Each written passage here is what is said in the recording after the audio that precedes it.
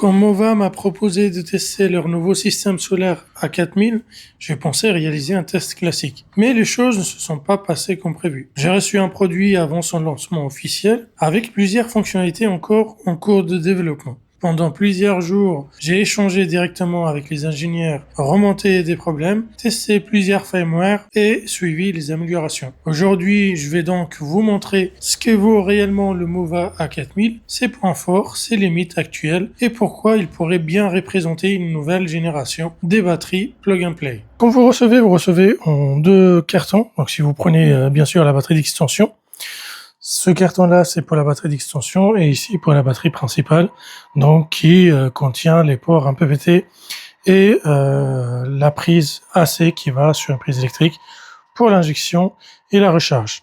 Donc quand vous le recevez, vous avez dans le carton, je les ai bien déballés pour pouvoir le tester, vous avez un manuel d'installation qui vous explique tout ce que vous devez savoir, essentiellement pour la fixation, pour la pose, ce que vous devez respecter, etc. Donc vous avez l'ensemble des outils et les accessoires qui viennent avec la batterie, et c'est ce que je vais vous montrer. Vous avez le manuel d'utilisation de la batterie principale qui est juste là. Une petite clé pour les MC4, donc pour débrancher les MC4, les serrer, etc. Le support pour venir le fixer sur le mur s'il y a besoin. Et surtout, le support si vous avez plusieurs batteries d'extension, parce que ça devient très lourd. En même temps, vous me dites avec le poids, ça ne devrait pas bouger. Il faut surtout assurer que là où vous allez le positionner, c'est bien plat, c'est bien droit. Et ici, le support que vous mettez en dessous, si vous le mettez à l'extérieur, surtout, ça permet de protéger les batteries pour pas qu'ils frottent en bas et pour pas qu'ils ont de l'eau. Donc, vous pouvez le mettre sur la dernière batterie en dessous. Vous recevez uniquement ça. Vous le mettez sur la dernière batterie en dessous. Il me semble il n'y a rien sur la batterie, sur le carton de la batterie d'extension. Mais voilà, ça c'est l'essentiel, on va dire. Et vous recevez également un branchement pour le compteur intelligent en RS 485. Je vous montrerai après comment ça se branche. Et voilà, c'est tout ce que vous avez dans les cartons à part les batteries. Donc, ici, on retrouve la batterie principale, donc la A4000. Donc, chaque batterie, elle fait 4 kWh. Chaque batterie, elle fait 4 kWh de capacité. Et le système peut sortir jusqu'à 2500 watts de sortie. Donc, sur la partie droite, vous avez tout ce qui est dissipation de chaleur. Donc, toujours silencieux, il n'y a pas de ventilateur, il n'y a pas de bruit. Ici, la prise pour venir le brancher sur la prise électrique. Ça, j'ai mis l'alimentation pour la recharge de ma voiture électrique. Mais c'est une prise de 130 classique. Il est étanche, donc si vous l'utilisez pas, assurez-vous de bien fermer ici. Et pareil, les autres ports, si vous les utilisez pas, vous le fermez. Donc ici, ça sera pour le branchement en parallèle de différentes batteries. Et là, c'est le RS 485, c'est la communication avec le compteur intelligent. Donc le compteur intelligent, il possède bien une communication en RS 485, c'est-à-dire par câble. Donc la batterie, elle communique avec le compteur intelligent en Wi-Fi ou par câble avec ce port-là. Et c'est très intéressant, vous verrez un peu plus tard dans la vidéo. C'est très pratique d'avoir, c'est presque à peu près toutes les marques, ils ont le RS 485 maintenant. Sur le côté gauche maintenant, on va venir retrouver les ports 1PVT. Donc on a 4 entrées 1PVT ici, comme vous pouvez le voir, jusqu'à 2800 watts. Et ça, c'est l'antenne pour la connexion Wi-Fi. Donc vous pouvez mettre 2 panneaux dans chaque port en parallèle, bien sûr, pas en série, toujours. Et vous pouvez aller jusqu'à 2800 watts en tout. Et ici, vous avez le bouton qui vous permet d'allumer les batteries. Donc, vous avez les deux. Si les deux ils sont l'un sur l'autre, il suffit d'allumer la batterie principale ici. Ça permet d'allumer les deux en même temps. Et sur la face avant, comme vous avez vu tout à l'heure, à part le logo de la marque et le LED ici qui vous indique l'état de la batterie, vous pouvez bien sûr le programmer pour l'éteindre ou qu'il reste que quelques secondes ou le laisser toujours allumé. En tout cas, ça vous permet de savoir l'état de la batterie. Donc dans mon kit, j'ai reçu, comme vous avez vu, l'unité principale, le A4000, une batterie d'extension, le B4000, ça s'appelle le B4000, et le Smart Meter 3CT, comme vous pouvez le voir, celui-là, c'est en RS485 également. Je vous montrerai après le branchement. Donc le système fonctionne comme un stockage solaire intelligent, classique. Les panneaux alimentent d'abord la maison, l'excédent recharge les batteries, et lorsque les panneaux ne produisent plus suffisamment, la batterie prend le relais, et le tout est piloté avec l'application Mova Home. Donc ce qui est bien avec l'application Mova Home, c'est que l'écosystème Mova, il y a plusieurs aspirateurs, ils ont plusieurs robots tondeuses, ils ont beaucoup de produits. Donc, vous avez l'ensemble des produits sur la même application. Ça, par contre, je l'ai trouvé très pratique d'avoir l'ensemble des appareils qu'on a directement sur la même application. Donc, depuis plusieurs années, comme vous avez pu le constater, les solutions plug and play se multiplient et la plupart des systèmes tournent autour des batteries de 2 kWh, 3 kWh. Mais avec l'arrivée des véhicules électriques, les pompes à chaleur, du domotique, donc les besoins, ils ont augmenté. Et c'est exactement là qu'Emova veut se positionner avec une capacité de base de 4 kWh directement, extensible jusqu'à 20 kWh. Donc on peut aller jusqu'à 20 kWh. La marque vise clairement une utilisation plus ambitieuse de l'énergie domestique et s'implante comme il faut dans le marché en arrivant avec une très haute capacité, que ce soit sur la puissance ainsi que la capacité. Donc l'installation est relativement simple. Donc vous avez le Smart Meter ici qui mesure les échanges avec le réseau. Vous avez une pince ampérométrique noire juste là qui mesure combien vous consommez sur le réseau. Et vous avez une connexion à RS485 comme vous pouvez le voir ici. Donc j'ai profité d'avoir une ligne téléphonique et non une vieille ligne téléphonique qui va juste à côté de la batterie. Donc il suffit d'avoir deux câbles A, B. Je vous montrerai dans une autre vidéo, si vous le souhaitez, dites-le moi en commentaire, comment brancher le RS485 du Smart Meter. C'est très simple. Donc vous avez deux câbles qui vont jusqu'à là où il y a la batterie, et après je ressors avec deux câbles que je branche sur la batterie. Donc le Smart Meter il communique avec la batterie grâce à cette sortie-là, et donc il n'a pas besoin de Wi-Fi pour communiquer avec la batterie. Donc la communication se passe en filaire, et ça c'est très très pratique, surtout s'ils sont loin la batterie et le Smart Meter. Et vous avez l'alimentation juste en dessous. Vous avez besoin d'alimenter donc les phases et le neutre de chaque entrée, hein, c'est comme n'importe quel compteur intelligent, c'est assez simple. Pareil, je ferai une vidéo dédiée pour le compteur intelligent s'il y a besoin, si vous me le demandez dans le commentaire. Vous avez des LED ici qui vous indiquent l'état. Donc de toute façon, avec le paquet du compteur intelligent, vous avez un manuel qui vous explique chaque LED sert à quoi. Donc c'est assez simple. Donc juste après que vous avez fait le branchement et tout est relié, la batterie adapte ensuite sa puissance pour limiter les importations du réseau ou récupérer le surplus. Sur le papier, le fonctionnement est exactement ce que cherchent aujourd'hui la plupart des utilisateurs souhaitant optimiser leur autoconsommation. J'ai oublié de vous mentionner pour le RS485, c'est très simple, vous avez une fiche qui est fournie déjà dans le carton. Donc vous allez brancher deux câbles sur l'entrée, il me semble 3 et 4, oui c'est ça, 3 et 4, et il faut que ça soit A, B aussi sur le compteur intelligent. Là, comme je vous ai dit, c'est une ligne téléphonique, c'est une vieille ligne téléphonique que j'ai récupérée. Donc j'ai branché la fiche là-bas sur la prise téléphonique et de l'autre côté sur le compteur intelligent. Et une fois c'est branché, bah, vous allez refermer ici le câble en faisant attention que ça soit bien branché, bien serré. Et après, vous allez venir le brancher. Il y a une sens où ça se branche sur la batterie, vous pouvez pas vous tromper. Donc il y a un détrompeur également sur la fiche.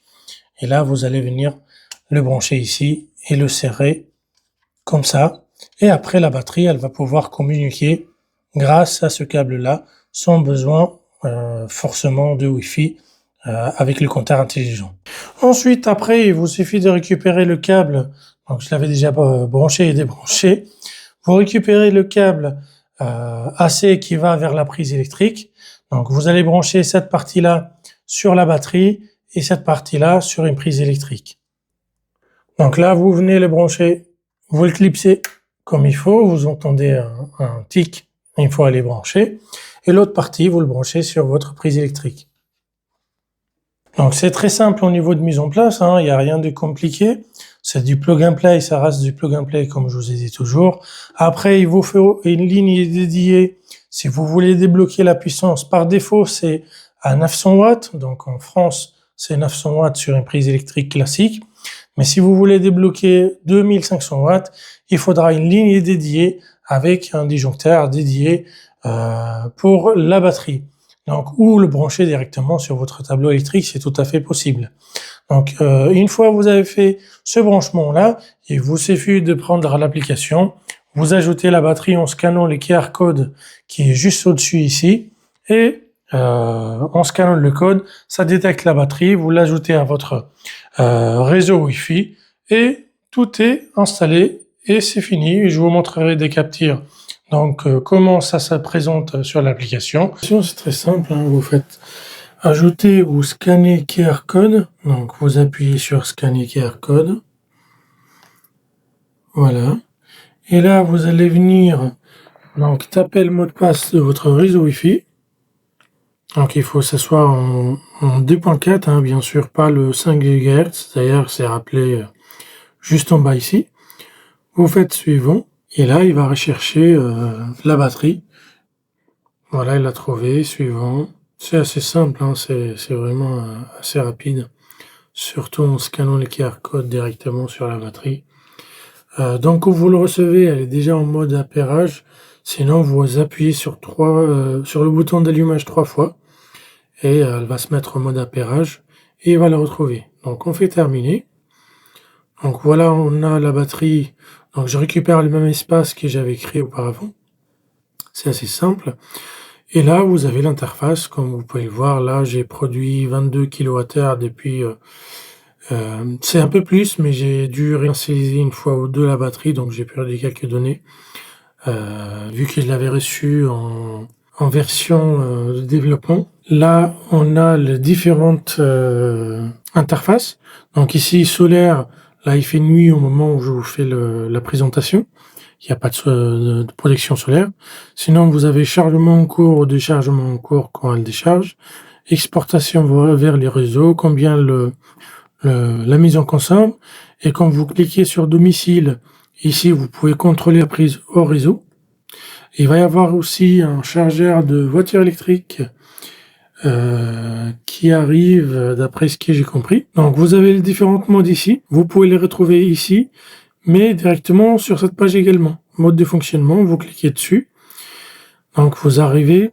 Alors, exportation 0, ça c'est pour pas que le système renvoie l'énergie dans le réseau si jamais, par exemple, la batterie elle est remplie.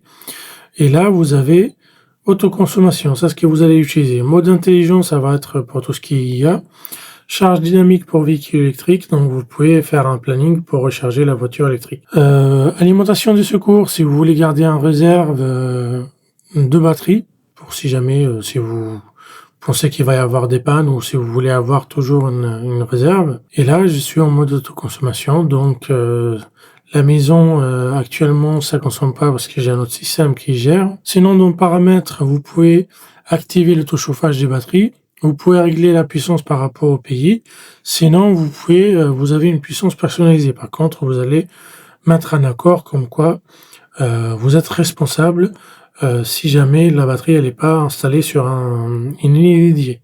Pour débloquer la puissance maximale, on a dit 2500 watts. Vous pouvez désigner le prix de l'électricité, la consommation annuelle. Donc ici, je suis bien connecté en RS485, c'est ce que je vous ai montré. Donc elle est liée au compteur intelligent directement par câble. Vous pouvez régler la limite de charge et de décharge. Vous pouvez décider que la lumière, on a dit il y a deux bandeaux LED qui indiquent l'état de la batterie. Vous pouvez le laisser toujours allumé ou choisir quand l'éteindre. Mettre à jour les batteries. et mettre à jour le compteur intelligent s'il y a besoin. Et c'est tout pour l'application. Il n'y a pas beaucoup de choses, hein. C'est, comme je vous ai dit, c'est l'autoconsommation principalement. Ou sinon, mode personnalisé.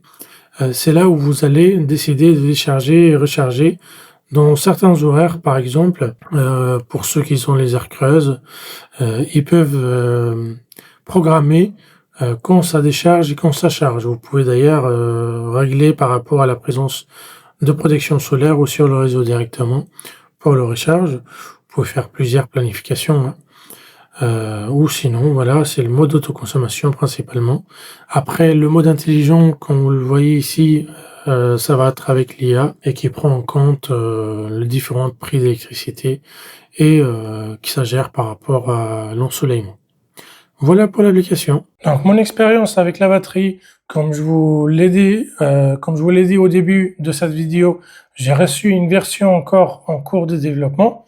J'ai notamment rencontré plusieurs points: la communication RS485, l'équilibrage des batteries, la réactivité du smart matter, le comportement à faible niveau de charge. J'ai documenté chacun de ces points et je les ai remontés directement à l'équipe technique. Ce qui est intéressant, c'est que plusieurs mises à jour firmware ont été déployées pendant ma période de test.